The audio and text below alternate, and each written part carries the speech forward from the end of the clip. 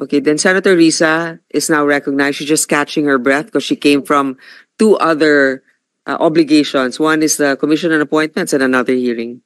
Thank you. Salamat po, Chair, at magandang hapon po sa lahat, mga kasama ko sa Senado at yung OVP family. Dalawang tanong lang po, Chair, para ngayong araw. Una po, I note that a huge chunk of the OVP's 2025 operations budget, 1.909 billion pesos, will be used for the delivery of socio-economic programs, such as one medical and burial assistance program. This supplements other healthcare programs of the government to assist indigent individuals and families. For 2025, 771.445 million will be allocated for the program. Sa loob niyan, 600 million pesos for medical assistance and 171.445 million for burial assistance, which are, Madam Chair, very similar to the medical assistance to indigent or financially incapacitated patients program o MAIF-IP of the DOH. And DSWDs, Assistance for Individuals in Crisis Situations, or AICS. Pangalawa, disaster operations, which aims to provide relief goods to disaster-stricken areas not commonly reached by other agencies. Para doon 101.644 million pesos, and is also similar doon naman sa disaster risk management program of the DSWD. Third, relief for individuals in crisis and emergencies, or providing food boxes or food items to families who are ineligible for OVP's other services, so 50 million pesos, which is also similar to DSWD's AICS. And last, Magnegosyo Taday, livelihood assistance for those with entrepreneurial skills, 150 million pesos, which is also similar to DOLE's naman, Integrated Livelihood Program o DLIP. So, ang tanong ko po dito, Madam Chair, anong nag-lead sa OVP na mag-consider na i-launch yung ganitong programs? May ginawa bang studies para suportahan yung pagkakaroon ng ganitong programs na parallel naman sa katulad at existing programs ng iba't iba nating line agencies, Madam Chair? Yes, Madam Chair. Thank you.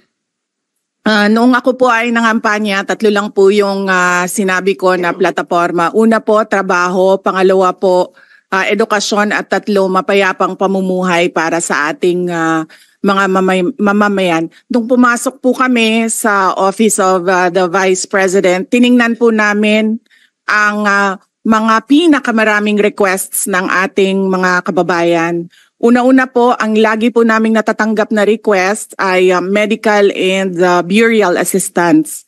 Pangalawa po ay financial assistance. Pangatlo, lagi silang humihingi ng tulong sa pagkain. At pang-apat, very recently sa tali ng mga requests, no? Yes, sa tali ng mga requests is yung educational assistance na sinasabi ng mga kababayan natin. Sinasabi namin lagi sa kanila, libre naman yung public schools.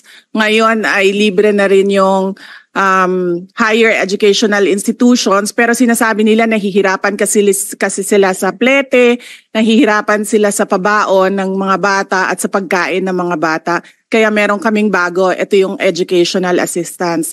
At ang panghuli naman, lagi naming natatanggap na request galing sa ating mga kababayan ay kapag sila ay naging biktima ng disaster, whether man-made or natural disasters. So sila po ay lumalapit sa Office of the Vice President. Totoo po, merong mga ibang local government units at ibang national government agencies na ganito po ang kanilang programa. Pero po, nung ako ay umupo as a Vice President, I took an oath, and doon sa oath, I said that I will do justice to every man. So hindi po kami pwedeng humindi sa mga tao na humihingi ng tulong, lalong-lalo na ay kaparte ng gobyerno ang Office of the Vice President. Salamat, VP, Madam Chair. Sabi nga ng VP, Madam Chair, libre na yung public school, libre na rin yung higher education, bagamat ni-note nila na sinasabi ng mga nagre-request na nahihirapan pa rin sila sa ilang mga programs na nakalodge sa ilalim ng libreng edukasyon na iyan. Kaya nga kinonsider nilang mag-launch ng ganitong mga katulad na programs.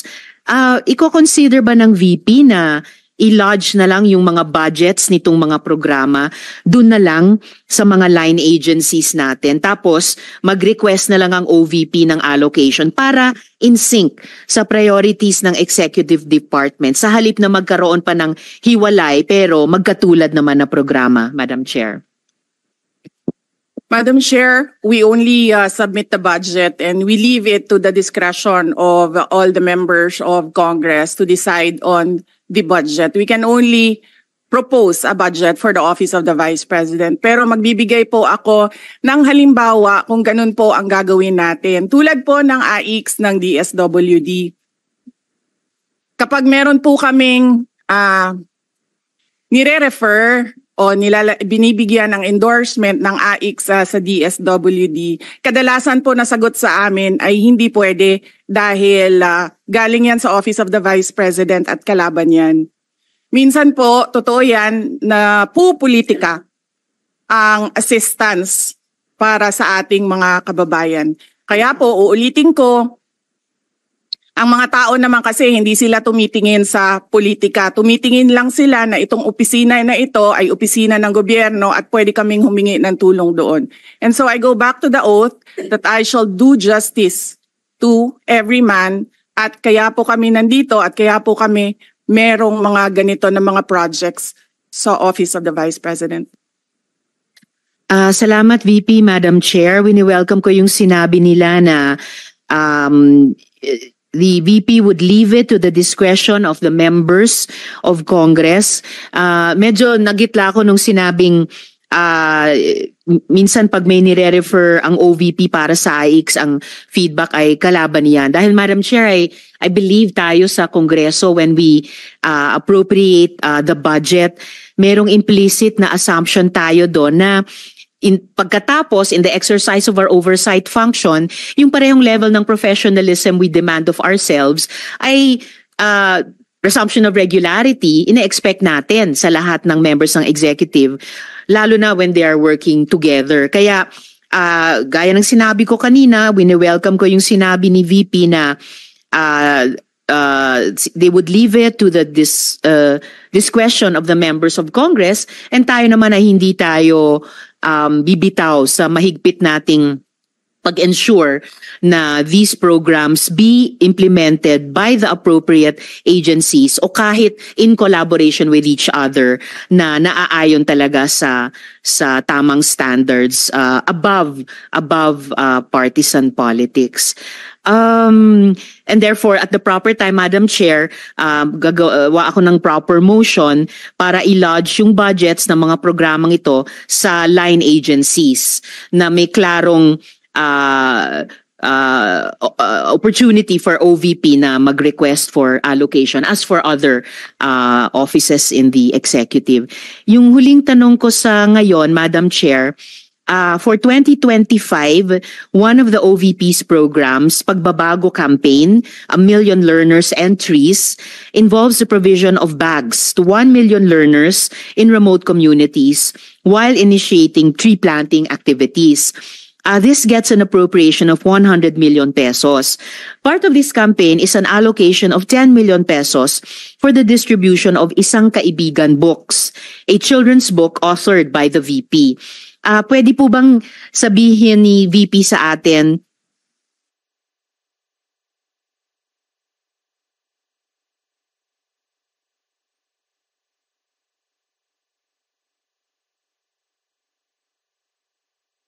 more tungkol sa librong ito? Chair, let me make a rebuttal and another example of politicizing the budget of the government. Ito pong sinabi ni Senator Risa Ontiveros na at the proper time she'll make a motion to lodge the budget, the requested budget of the OVP to the other agencies. Let me just quote Senator Risa during the Akbayan Congress. Alam ko po na ang daming kalat ni Duterte na hirap tayong linisin. Ang kadiliman noong panahon niya ay talaga namang nanuot sa ating lipunan para mansa na napakahirap tanggalin. At habang ang anak niya ay may kapangyarihan pa, hindi magiging madali ang ating laban. While VP Sara is in power, the threat of a full-blown Duterte comeback is still a very real and present danger. For one, they are supported by one major superpower, China. So that is an example of politicizing the budget of the government. May we request, Madam Chair, that Senator Risa Ontiveros repeat the last question. I will certainly, if you request, Madam Chair, repeat my question dahil walang kinalaman sa kasasabi lang ng VP ngayon. Alam nating lahat na miyembro ng iba't ibang partido, yung speeches natin sa ating mga kamiyembro sa mga party congresses ay hiwalay na event dito sa budget debates. So, I really take exception dun sa sinabi ni VP na rebuttal iyan dahil halimbawa ito sa politicizing. In fact, wala akong tinanong tungkol sa China o kahit sino pa mang ibang bansa dito sa budget hearing na to. I am asking about yung national budget na ipapasa natin sa Kongreso para sa bansang Pilipinas sa taong 2025. At ang pangalawang at huling tanong ko sa ngayon, before I make at the proper time propose an amendment which may or may not be accepted by the chair and by the colleagues para nga mas i-align ang mga kaperahan natin lalo na't masikip ang fiscal space natin dun sa mga appropriate programs sa appropriate agencies na malayang-malaya ang OVP makipag-partner sa kanila tulad ng sino pang opisina sa executive. Ang tanong ko po ay ilang mga libro ng isang kaibigan ay bibilihin at i-distribute at ano, if the VP could tell us more about the contents ng librong ito. Madam Chair. Madam Chair, the book is not for sale. We only pay for the publication of the book. And we will send Senator Ontiveros a copy so that she will know what is the content of the book. This question is not only for me, Madam Chair, para rin para sa mga kasama dito sa budget hearing. Baka ilang araw pa bago mapadala at mabasa ko, which I certainly will. But I am asking a question bilang isang mambabatas sa head of agency ng isang opisina sa executive dito sa budget hearing na to. Simpleng tanong. Tell us more about the book, isang kaibigan, at ilang kopya nito ang bibilihin ng gobyerno sa halagang 10 milyong piso at i-distribute sa kasama ng mga bags sa 1 million learners sa remote communities. Madam Chair. Madam Chair, this is an example of politicizing the budget hearing through the questions of a senator. Ang problema niya kasi, nakalagay yung pangalan ko doon sa libro. At yung libro na yan, ibibigay namin doon sa mga bata. At yung mga bata na yan, may mga magulang na boboto. At yung pangalan ko ay nagkalat doon sa kung saan man ibibigay yung libro. Madam Chair, we commit to send tomorrow everyone in this room a copy of the book. Madam Chair, hindi ko maintindihan yung ugali ng ating resource person. It is a simple question. Paulit-ulit na this is politicizing. Ang VP ang nagbanggit ng salitang boboto. Wala akong sinabing boboto.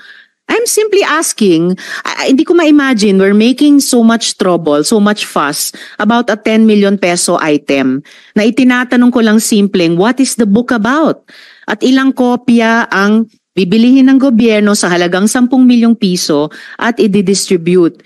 I don't appreciate this kind of attitude, Madam Chair. Usually, ang resource persons natin ay nagbibigay ng parehong institutional courtesy sa legislature na ibinibigay natin sa executive. I don't appreciate this kind of attitude. Senator Tolentino, do you have Madam Chair? Madam Chair. Yes, Madam Chair. Hindi ko rin maintindihan ang ugali ni Senator Risa Ontiveros. And I do not appreciate, ano yung sinabi niya? I do not appreciate this kind of behavior and attitude. Madam Chair, noong 2016, tumatakbo si Senator Risa Ontiveros na senator, nakailang talo na siya. So, Dalawa, Madam Chair. okay, dalawa. Natatakot siya sa pangatlong talo niya, kaya pumunta siya sa Davao. Humingi siya ng tulong. Tinulungan siya ng isang kagawad ng Davao na ngayon hindi na siya sinusuportahan. Humingi siya ng tulong sa akin, thinking na hindi mananalo si President Rodrigo Duterte. Kinausap niya ako ng kinausap doon sa law office ko sa Davao City. Sabi ko sa kanya, o sige, tutulungan kita. Chinika niya ako ng chinika. Tapos umalis siya. Siyempre, hindi naman siya tumutulong kay Pangulong Duterte. Hindi din totoo yung sinabi ko na tutulungan kita. Tinext niya ako. Pwede ba akong mag-follow up sa hinihingi kong tulong sa boto dyan sa Davao City? So sabi ko sa kanya, okay, sige. So, tinawagan ko at sinabihan ko at pinakiusapan ko ng pinakiusapan si former Congressman Milen Garcia. Sabi ko sa kanya, Kong, tulungan mo ito. Bigyan mo na lang ng ilang barangay mo at ilang mga leaders mo. Ayaw pa siya tulungan ni former Congressman Milen Garcia. Pinakiusapan ko ulit, Kong, please tulungan mo na lang. Nanalo na siya at nung nanalo siya, anong ginawa niya? Siya ang pinakaunang umatake kay President Rodrigo Duterte. Anong tawag sa ugaling ganito? With due respect to our resource persons and also our colleagues, I think this doesn't really. I understand there's history among all of us here, but I think that we should really stick to the budget. And I think this is just being very objective. I would like to ask also, since we're going to be furnished a copy tomorrow, we can look at it and evaluate what the content of the book is. But maybe just a general, we won't ask line by line, ano ba yung libro na yan? But tell me, is it for good manners and right conduct? That's fine. Is it science? Is it history? So maybe just a general one, so we can just answer it. Because I understand that every office will have its own advocacy and initiative. So, but then, I don't think it's also wrong for us to be curious what it is about. So just a general one. Any of the undersecretaries can tell me what the topic of the book is. Is it history? What is it? Madam Chair, the explanation is in the title, Isang Kaibigan. It's about friendship. Okay. Then that's for the record. It's about friendship. Madam Chair, just a last point. Okay. So kung sana ganun yung naging sagot sa simula pa, 'di ba? Napakasimple. Simpleng tanong, dapat simpleng sagot. Nagkwento pa ng kwento na sinabi dati na walang kinalaman sa tanong ko. Just for the record, as a last point, Madam Chair, this is public funds and we're making inquiries about them. Budget hearing po ito. Hindi po lahat about you. Pera po ito ng taong bayan. Okay. For the record, I Madam think Chair. that's Thank not you, yet Madam Chair. personal, but Yes. I understand the emotion is high. But let's continue on. If you have any more questions, Senator Risa, we will Those have are just my 2 questions, Madam Chair. Maraming salamat po. Thank you.